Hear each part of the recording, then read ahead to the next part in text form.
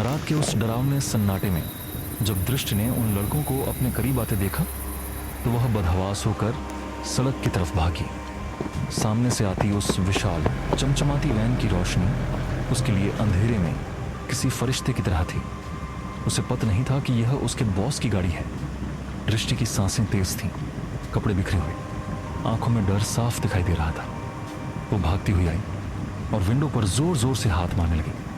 Sir please दरवाजा खोलिए, मुझे बचा लीजिए, ये लड़के मेरा पीछा कर रहे हैं, प्लीज। उसकी आवाज कांप रही थी, आंखों से आंसू लगातार बह रहे थे। उसकी आवाज में मौत का खौफ था।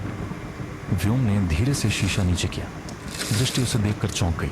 उसे लगा अब वह सुरक्षित है, लेकिन तभी गाड़ी के अंदर लगे माइक से एक ठंडी, बेजान और कंपा देने वाली आवाज गूंजी। व्योम, गाड़ी आगे बढ़ाओ। ऑफिस की दीवारें पार करने के बाद हम किसी को नहीं जानते।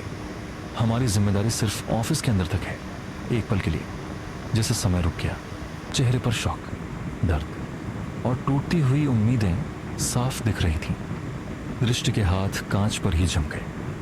उसकी आंखों से आंसू बह निकले। उसे अपनी कानों पर यकीन नहीं हुआ। ये वही बॉस थे जिन्होंने कल उसे उन दरिंदों से बचाया था, और आज वे उसे इन भेड़ियों के सामने अकेला छोड़ रहे थे। वैन धीरे धीरे आगे बढ़ने लगी। जैसे ही गाड़ी ने उसे क्रॉस किया, वह सड़क के बीचों बीच अकेली रह गई। पीछे से उन पांचों लड़कों की गंदी हंसी तेज हो गई। वे अब उसके बिल्कुल पीछे खड़े थे। वैन के अंदर का माहौल किसी सुलगते हुए ज्वालामुखी जैसा था। डैनी ने माइक का बटन दबाया और गरजते हुए कहा, व्योम, गाड़ी रोको। डैनी ने मुड़कर सबकी तरफ देखा। उसकी नजरों में गुस्सा और नफरत थी। उसने अभय से कहा, अभय भाई, हमें उसकी मदद करनी चाहिए। मैं एक डॉक्टर हूं और मैंने ऐसे केस देखे हैं। वो 5 लोग हैं और वो मिस लाल अकेली, वे उसकी हड्डियां तक साबुत नहीं छोड़ेंगे। एवी ने तंज कसते हुए कहा, तो तू चला जाना भाई, बचा ले अपनी परी को। अभय ने जैसे ही एवी की तरफ अपनी ठंडी नीली आंखों से देखा, एवी भीगी बिल्ली बनकर एमी के पीछे छिप गया। डैनी चिढ़कर बोला, ठीक है, मैं ही चला जाता हूं। ज्यादा से ज्यादा क्या होगा, वो मुझे पिटेगा ना तो पिट लूंगा। हालांकि ये सातों दोस्त मार्शल आर्ट्स, बॉक्सिंग और प्रोफेशनल फाइटिंग के माहिर थे, पर डैनी इनमें सबसे अलग था। उसे हिंसा से नफरत थी। एक डॉक्टर होने के नाते उसे पता था कि एक हड्डी टूटने में सिर्फ 1 मिनट लगता है, पर उसे जुड़ने में महीनों की तकलीफ झेलनी पड़ती है। डैनी ने जैसे ही दरवाजे के हैंडल को हाथ लगाया, पीछे से अभय की भारी आवाज आई, रुको डैनी। अभय ने कार की डैशबोर्ड स्क्रीन की ओर इशारा किया। वैन के चारों तरफ लगे मिनी माइक्रो कैमरा से बाहर का लाइव नजारा अंदर साफ दिख रहा था। स्क्रीन पर दिख रहा था कि उन लड़कों ने दृष्टि को घेर लिया है। दृष्टि पीछे हट रही थी, लेकिन हर कदम पर कोई न कोई उसके सामने आ जाता। अचानक एक लड़के ने उसका हाथ पकड़ लिया। दृष्टि चीखी, छोड़ मुझे, लेकिन उसकी आवाज उस सुनसान सड़क में ही खो गई। दूसरे ही पल एक लड़के ने उसे जबरदस्ती अपनी गोद में उठा लिया। दृष्टि छटपटा रही थी, हाथ पैर मार रही थी, लेकिन वो हंस रहे थे और अगले ही सेकंड उसे तड़पते हुए जीप के पिछले हिस्से में पटक दिया। दृष्टि की चीखें वैन के अंदर तक महसूस की जा सकती थीं। अभय ने एमी की तरफ देखा।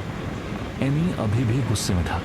वह जाना नहीं चाहता था, पर वह जानता था कि अगर अभय का हुक्म हुआ तो उसे यमराज बनना पड़ेगा। अभय ने एमी की कशमकश को समझा और अपना रुख सैम की तरफ मोड़ा। अभय ने बस एक छोटा सा इशारा किया। सैम धीरे से उठा। उसके चेहरे पर एक डरावनी शांति थी। जैसे ही विक्की अपनी जगह से आगे बढ़ा, अभय ने उसे हाथ के इशारे से रोक दिया। विक्की, रुक जाओ, सैम अकेला ही काफी है। अभय की आवाज में एक अजीब सा यकीन था। सैम वैन से बाहर निकला।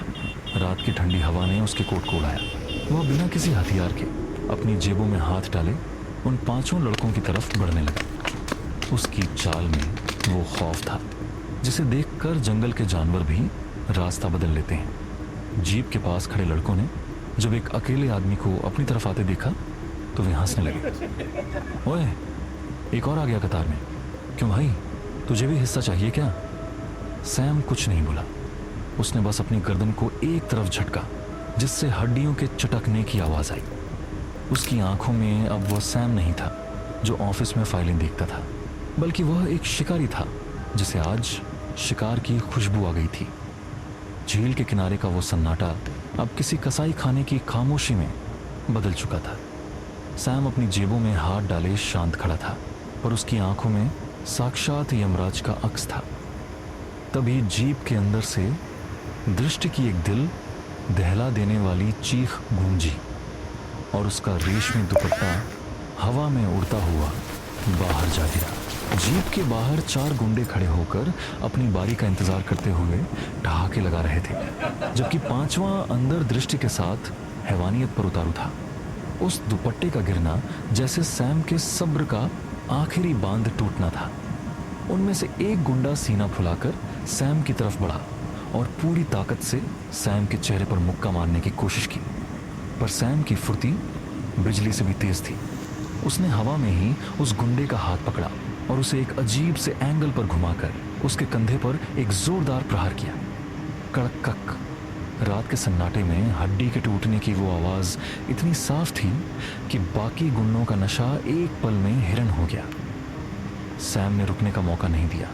उसने दूसरे गुंडे के घुटने पर अपने भारी बूट से वार किया और उसका पैर किसी सूखी लकड़ी की तरह 2 टुकड़ों में टूट गया। तीसरा गुंडा चाकू लेकर लपका, पर सैम ने उसकी गर्दन को अपने लोहे जैसे हाथों से जकड़ा और उसे एक झटके में आधा घुमा दिया।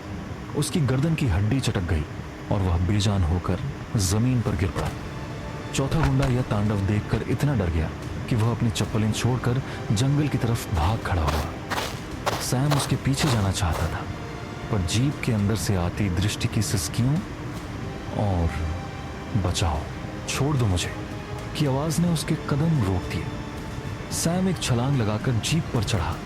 उसने अंदर मौजूद उस आदमखोर को उसकी गर्दन से दबोचा और एक कचरे के बोरे की तरह बाहर पत्थरों पर फेंक दिया। जैसे ही दृष्टि की फटी फटी और डरी हुई नजरों ने सैम को देखा, उसकी चीखें गले में ही थम गईं। उसे लगा कि शायद उसकी मौत आ गई है, पर सैम की आंखों में उसके लिए गुस्सा नहीं, एक अजीब सा संरक्षण था। सैम जीप से नीचे उतरा। उस आखिरी गुंडे ने भागने की कोशिश की, पर सैम ने उसे दबोच लिया। सैम ने बड़ी बेरहमी से एक एक करके उसके दोनों हाथ और दोनों पैर तोड़ दिए। झील का किनारा उन दरिंदों की चीखों से भर गया था। सैम ने बाकी पड़े हुए अधमरे गुंडों के साथ भी यही किया। उनकी हड्डियां अब दोबारा कभी जुड़ने लायक नहीं बची थी। दृष्टि कांपते हाथों से उठी और अपना दुपट्टा उठाकर अपने शरीर को ढका। वह मौत के मुंह से बाहर आई थी। उसने सैम की तरफ देखा जो खून से सने हाथों को पोंछ रहा था। दृष्टि की कांपती हुई आवाज उस सन्नाटे को चीरते हुए निकली। थैंक यू भैया। सैम, जो अब तक एक पत्थर की मूर्ति बना हुआ था, वह भैया शब्द सुनते ही जैसे चौंक गया। उसके हाथ रुक गए, उसकी सांसें थम गईं। भैया, यह शब्द सैम के कानों में किसी पुरानी याद की तरह गूंजा। उसने मुड़कर दृष्टि को देखा। उसकी आंखों में अब वो खूंखार शिकारी नहीं था, बल्कि एक ऐसा भाई था जिसका कोई पुराना जख्म फिर से हरा हो गया हो।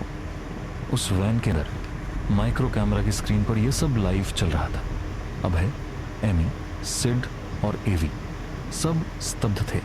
सैम को भैया पुकारने वाली दृष्टि की आवाज ने उन सबको अतीत के उस गहरे काले कुएं में धकेल दिया था जहां सिमी का नाम दफन था। अभय की आंखों में एक अजीब सी हलचल थी। उसने अपनी मुट्ठियां इतनी जोर से भींची कि उसके पोर सफेद पड़ गए। क्या भैया शब्द ने सैम के अंदर के उस पुराने राज को जगा दिया है?